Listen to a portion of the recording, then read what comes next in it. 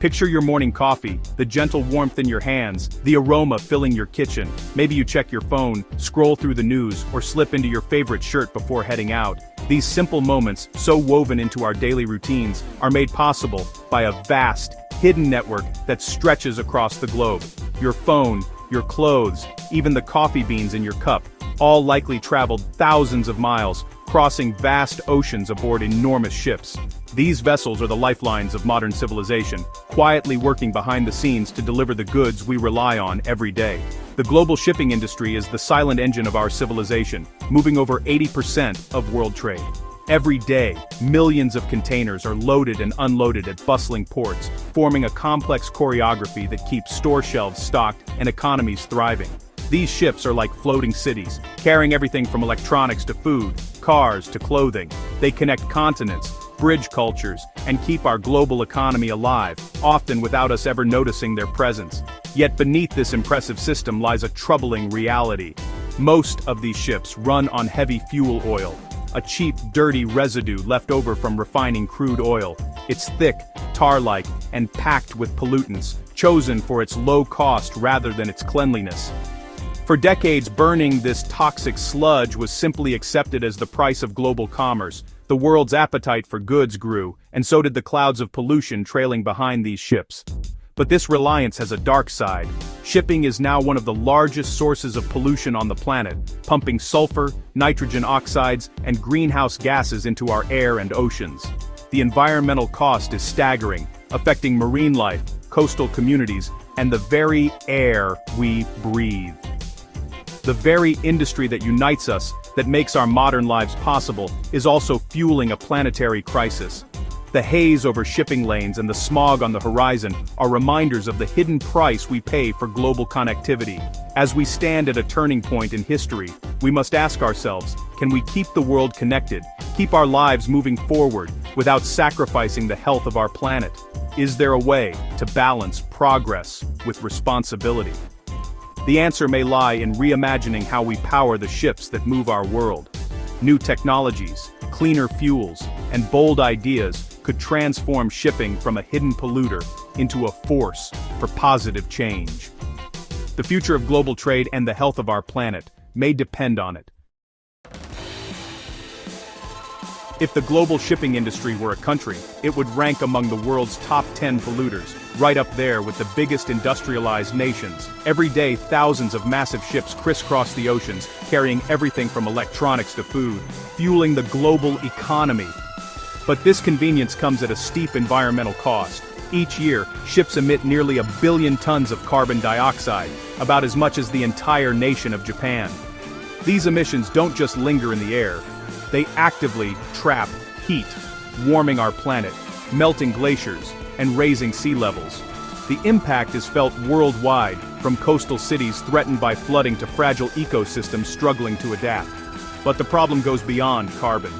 Most ships burn heavy fuel oil, a dirty fossil fuel loaded with sulfur and other toxic chemicals. When released, these pollutants create acid rain, contribute to thick smog, and cause serious health problems for people living near busy ports and coastlines. Children and the elderly are especially vulnerable to respiratory illnesses linked to shipping pollution. Soot particles or black carbon from ship exhaust settle on Arctic ice, darkening its surface. This makes the ice absorb more sunlight and melt even faster, accelerating the loss of polar habitats and creating a dangerous feedback loop that speeds up climate change. Recognizing the urgent need for change, the International Maritime Organization, shipping's global regulator, has set a bold target: net zero emissions by 2050. This ambitious goal is meant to transform the industry and help protect our planet for future generations. Achieving net zero will require a complete reinvention of how ships are built, powered, and operated. Engineers and shipbuilders are racing to redesign engines, develop new fuels, and rethink the very concept of shipping itself. It's a challenge that demands innovation on a global scale. Some solutions are already being tested. Biofuels and batteries can help, but they have limitations. Biofuels compete with food crops, and batteries are heavy and expensive for long voyages. Green fuels like ammonia and hydrogen show promise, but producing them in the quantities needed will require massive investments in renewable energy infrastructure. The search for a truly sustainable solution is urgent. That's why some experts are turning to a controversial but powerful option: nuclear energy.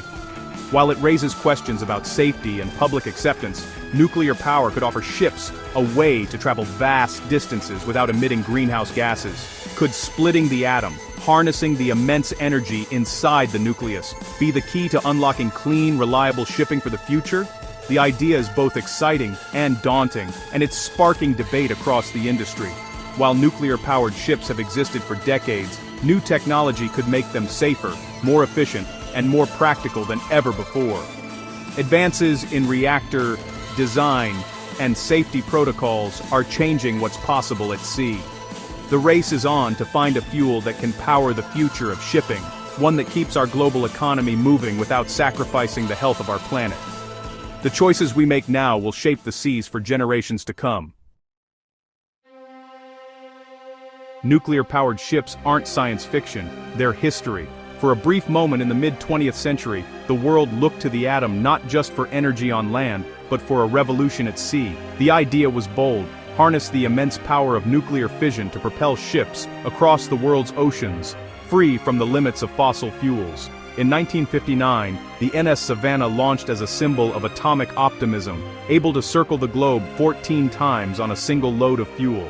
She was a floating showcase of American engineering, blending the elegance of a luxury liner with the cutting-edge technology of a nuclear reactor. The Savannah was meant to inspire, to show the world that peaceful nuclear power could drive progress and prosperity. She was clean, quiet, and efficient, producing no smoke and barely a whisper of noise as she glided through the water. Her reactor could run for years without refueling, a stark contrast to the constant bunkering of oil-fired ships. But beneath the surface, the Savannah was also expensive and complicated to operate, requiring a highly trained crew and strict safety protocols. Political fears and red tape made port access a nightmare. Many countries were wary of nuclear vessels, and public protests often greeted her arrival. Despite her promise, by 1971, Savannah was retired, her mission cut short by a mix of economics, politics, and public anxiety about nuclear power. Only a handful of other nuclear cargo ships ever sailed, each facing similar challenges. Today, just one remains in service, a quiet testament to an idea that never quite caught on in the commercial world. The dream of a nuclear merchant fleet faded, overshadowed by cheaper, simpler alternatives. Yet, navies worldwide have quietly perfected nuclear propulsion for decades. Submarines and aircraft carriers now routinely cross oceans without refueling, proving the safety and reliability of nuclear power at sea. The technology works, it's just never been widely adopted for civilian shipping. The Savannah's legacy is a glimpse of what could have been, a world where ships run clean and far, leaving only a wake behind. She stands as a reminder of both the promise and the challenges of nuclear-powered shipping now, with new technology and urgent climate goals. The idea is resurfacing. Engineers and policymakers are re-examining nuclear propulsion as a way to decarbonize global shipping, reduce emissions, and meet the demands of a changing world. Can we finally realize the promise of nuclear-powered shipping? The world's shipping lanes are busier than ever, and the pressure to find cleaner, more efficient solutions is growing.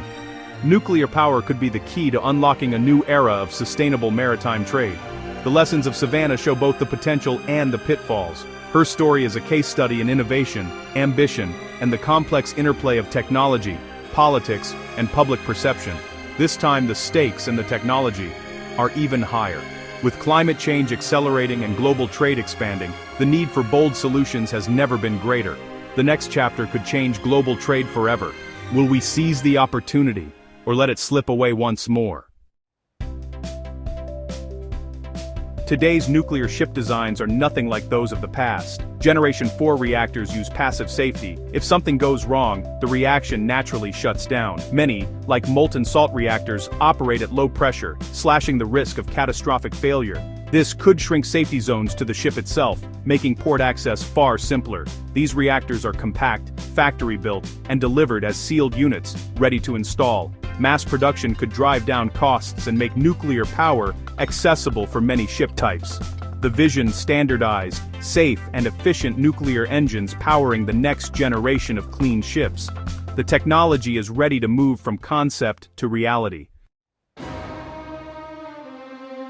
Nuclear propulsion could slash fuel costs by up to 40% over a ship's lifetime. Ships could sail for years without refueling, freeing routes and boosting efficiency. More cargo space, fewer fuel stops, and constant power for advanced systems. Nuclear changes the game. It also shields shipping from volatile oil prices, locking in stable energy costs for decades. This stability is a huge advantage in an unpredictable world. The potential: cleaner, cheaper, and more resilient global trade. The question: will the industry take the leap? The biggest barrier isn't technology, it's regulation. Current rules for nuclear ships are outdated, written for old reactor designs. The International Maritime Organization is just beginning the long process of rewriting them. New standards must address safety, liability, and insurance for a new era of reactors. Without clear global rules, investors and insurers will stay on the sidelines. Building this legal framework may take longer than building the ships themselves. The future of nuclear shipping depends on global consensus as much as engineering. Security is a major concern. Nuclear ships could be targets for theft or attack. Protecting them means new protocols, advanced surveillance, and highly trained crews. Managing nuclear fuel safely, from delivery to disposal, is essential. Navies have the resources for this. Commercial fleets will need to match that rigor. Public trust and international cooperation are crucial for success. Security isn't just a technical issue, it's a test of global resolve. The shipping giants are watching, but not yet acting. No new nuclear cargo ships have been ordered. Yet, the push is coming from engineers, regulators, and classification societies, not ship owners. Experts predict the first new nuclear ships could launch in the early 2030s, if regulations keep pace. The industry moves slowly. Today's decisions shape fleets for decades. Ship owners want certainty on safety, legality, and economics before they commit. For now, the world waits as pioneers work to turn blueprints into reality. We face a defining choice for global trade and the planet's future. Shipping must decarbonize, and nuclear power offers a bold, zero-emission path. Generation 4 reactors could overcome old fears and technical hurdles, but public skepticism, regulatory challenges, and security concerns remain. Success will require unprecedented cooperation and trust. The journey to nuclear shipping is as much social and political as it is technical. The ships that cross our oceans tomorrow could symbolize not just clean commerce, but our ability to choose a sustainable future.